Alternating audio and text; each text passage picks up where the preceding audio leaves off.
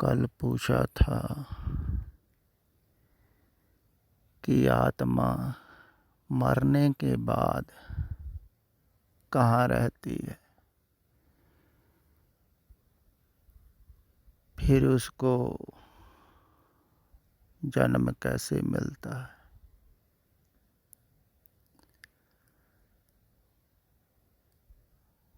इसको समझने के लिए ही ना समझें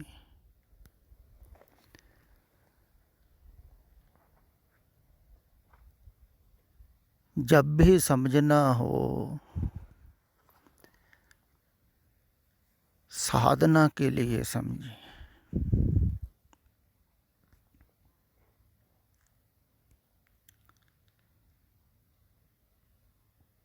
तो साधना क्या है? साधना है इस आत्मा को मिटा देना,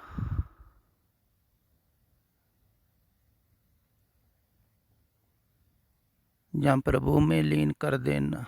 एक ही बात है, आत्मा परमात्मा एको करे, अंतर की दुविधा अंतर मरे।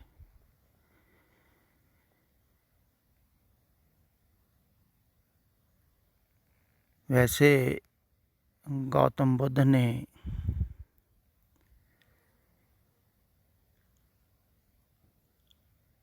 आत्मा को मैं का हूँ का नाम दिया है। जब हम आत्मा कहते हैं ना, वो कहते हैं हाँ, तो इधर हाँ को मारने के लिए कहा है बाबे नानक ने।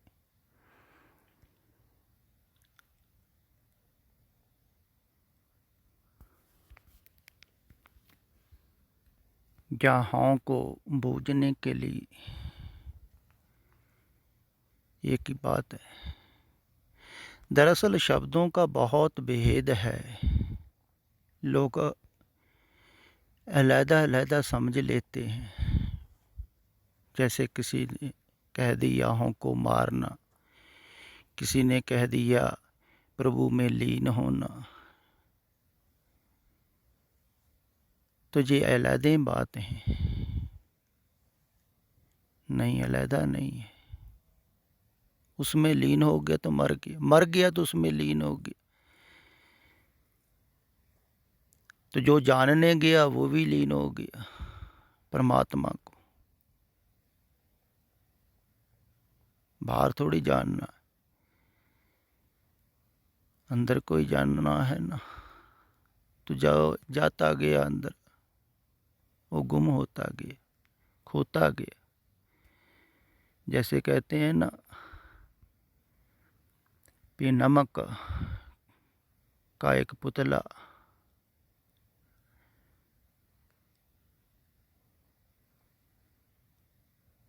था पाने गया समुद्र की, फिर जिससे मैं पैदा हुआ हूँ देखो कितना बड़ा है, पता तो लगे ना। कहते उसने छलांग लगा दी समुद्र में। धीरे धीरे घुलता गया, घुलता गया, घुलता गया, जितना गहरे जाता गया घुलता गया, और बीच में ही घुल गया, एक ही हो गया समुद्र के साथ। पता तो लग गया, अब बताए कौन। यही हालत होती है सत्पुरुषों की, बताएं कैसे, किस मुंह से बताएं। मुंह बहुत छोटा है, बात बहुत बड़ी है।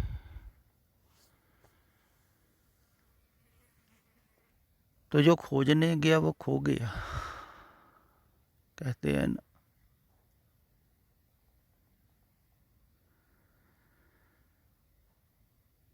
तो जो मैं को मटाता है वो भी खो जाता है, क्योंकि मैं ही आत्मा है।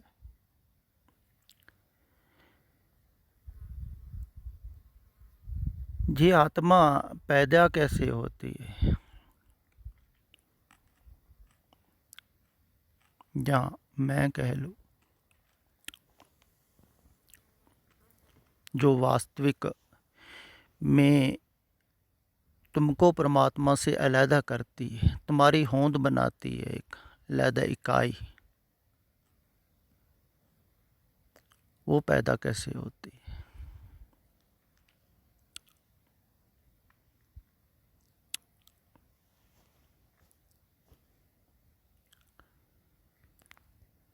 जब बच्चा पैदा होता है तब उसको नहीं पता होता है मेरे तेरे का। धीरे धीरे देखता है माँ को आते जाते, दूध पिलाती चले जाती, धीरे धीरे वो भिन्न देखता है, ते अपने आप को अलहदा पाता है। फिर ऐसे ही धीरे धीरे दिमाग विकसित होता है। फिर परिवार के लोग समझाते हैं कि तू कौन है बच्चा, ये तेरा नाम है, ये तेरा पता है, इस जाति का है, इस कौम का है, तो बहुत महान तेरी जाति है, कौम है, उसके साथ जुड़ जाता है। देखो ये कितना गहरा बैठ जाता है। अगर रात सोए हुए को भी किसी को पूछ लो ना नाम, तो बता देगा, जाति भी बता देगा, धर्म मैं हिंदू हूँ, कोई सिख हूँ, ईसाई हूँ, कौन हूँ, कितना गहरा पकड़ जाता है ये ख्याल। फिर इस ख्याल के दायरे में ही वो संसार को सोचता है। पहले एक ख्याल बैठा लिया, इसलिए जल्दी से बच्चों के मन में ख्याल बैठाते हैं धार्मिक लोग, कि इसको ख्याल पहले पक्का करो धर्म का, कि ऐसा ना हो कि और किसी धर्म में चले जाए। तो उसको पूरा दोहराते हैं, उसके अंदर ख्याल बैठाते हैं। उनको भी पता है बच्चे का क्या भरोसा, भरोसा तो किसी का भी नहीं है कहाँ चले जाए, लेकिन ज़्यादातर माता पिता पहले ख्याल बैठाते धर्म का, ये धर्म है, जी जाति, ते अपने धर्म की बड़ी उपमा गाते हैं, बड़ी प्रशंसा गुरुओं की करते हैं, सभी करते हैं, इसीलिए करते हैं।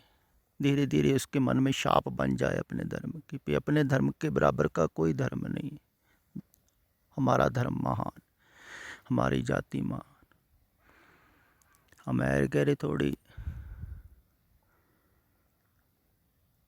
तो धीरे धीरे धारणा बैठ जाती है, उसी धारणा के अनुसार ही वो सोचता है धर्म को। तो संसार की जो धारणा बन जाती है, उसी धारणा के ख्याल से उसका मन बनता है।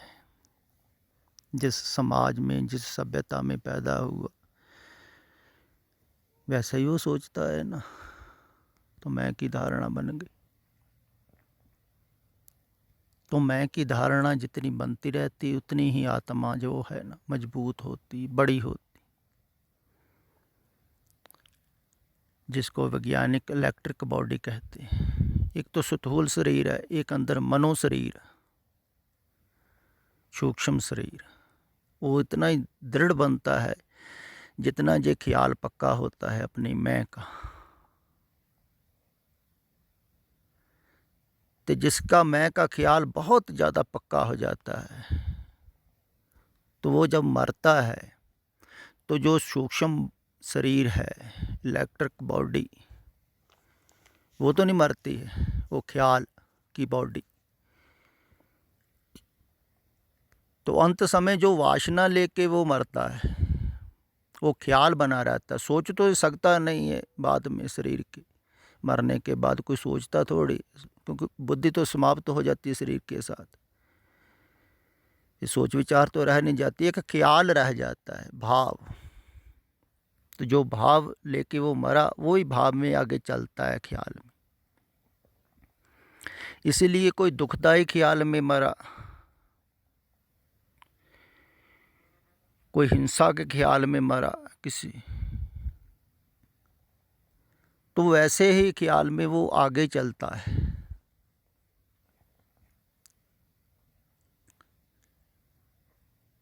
जैसे कोई सपना देख रहा हो कि मैंने बहुत बुरे कर्म किए हैं, पाप किए हैं, तो मेरे को धर्मराजा सजा दे रहा है, कड़ाहे में तल रहा है, आग में डाला जा रहा है, ऐसा कईयों को सपना आता है। तो ऐसे ही फिर आगे वो देखता है सब कुछ, जलता है, तड़पता है।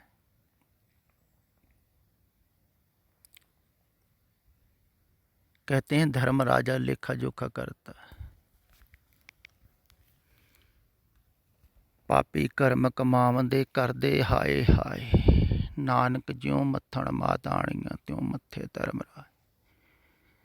धर्मराय मथता है, उनको तड़पाता है। धर्मराय कौन है?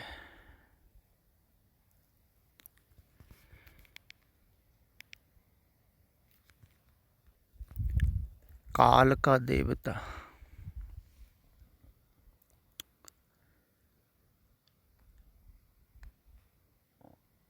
जो भी कर्म आप करते हैं मन से,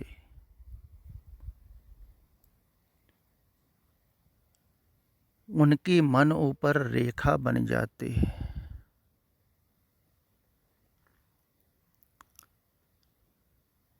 जो अपने समझ के करते हैं उसको मोह कहते हैं, ममता। इसको ही माया क्या है।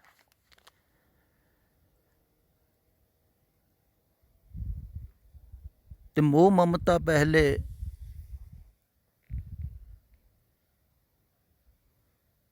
तो अपनों पर होती है, अपने बच्चे हैं उनको पालना है। लेकिन जो ये बो रहा है या बो रही है ये कर्म, इसका फल पकने में तो देर आएगी ना, देर से पकता है फल। पहले फसल बो, फिर समय लगता है। इसलिए मोह ममता पहले होती है, धीरे धीरे धीरे धीरे वो गहरी हो जाती है, लगाव गहरा हो जाता है। लगाव का कर्म किया, बंधन में बंध गए, ये कर्म कर लिया। तब इसकी सजा क्या है? सजा है दूरी। जब दूरी होगी इनसे, सदा तो साथ रहोगे नहीं, किसी के साथ कोई नहीं रहा है सदा। आखिरकार तो जाना ही है, मरना ही है। तो जब भी दूरी होगी तभी पीड़ा होगी, तभी तड़पण होगी। वो पाप है, पाप की सजा है, काल ने दी, समय के अनुसार मिली। जो समय में आपने कर्म किया तो उसका नतीजा मिला। यही है पाप कर्मों की सजा। जो भी आप कर्म कर रहे हैं ना, जो भी सोच रहे हैं, उसकी रेखा मन के ऊपर बन रही है। तो वही कर्म का फल मिलता है अंत समय में। क्योंकि जो भी निचोड़ है जिंदगी का, वो अंत समय सामने आ जाता है।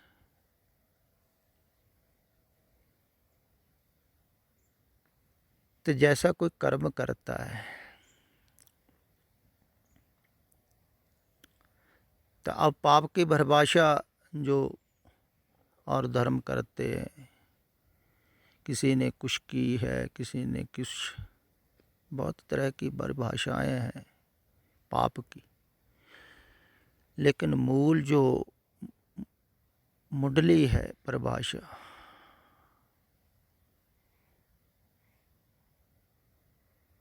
पे सभी पाप शुरू कहाँ से होते हैं? पापों की जड़ क्या है? पापों का मूल क्या है? फिर जितना जितना पाप बढ़ता है उतनी उतनी आत्मा बलवान होती, दृढ़ होती, मजबूत होती, कि विचारधारा ज़्यादा बढ़ती। तो पापों का मूल कहाँ है? मूल है मैं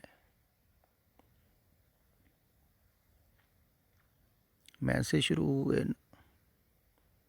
तो मैं पैदा कैसे हुई? संसार को विचारने से, सोचने से, अपना समझने से। तो जितनी मैं दृढ़ हुई उतनी ही पाप करने की क्षमता ज़्यादा आती है। जिसकी मैं दृढ़ ज़्यादा होती है, जैसे राजनीतिक के लोग हैं जिसके पास बहुत पावर है, तो उसकी उतनी ही मैं दृढ़ है ना, तो वो छोटे मोटे पापों से पता ही नहीं चलता उसको, बहुत होते रहते हैं, क्योंकि उसकी दृढ़ होगी, मैं बहुत कठोर होगी।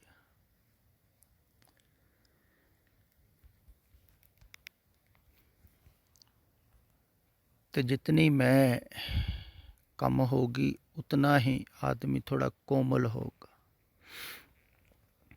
दयालु स्वभाव का होगा, कठोर नहीं होगा। तो मैं बाहर पैदा हो रही है लगाव से, जितना मेरा है, मेरे हैं, जितनी पकड़ है, ख्याल है अंदर, उतनी ही मैं दृढ़, उतनी ही आत्मा दृढ़ कह लो आप।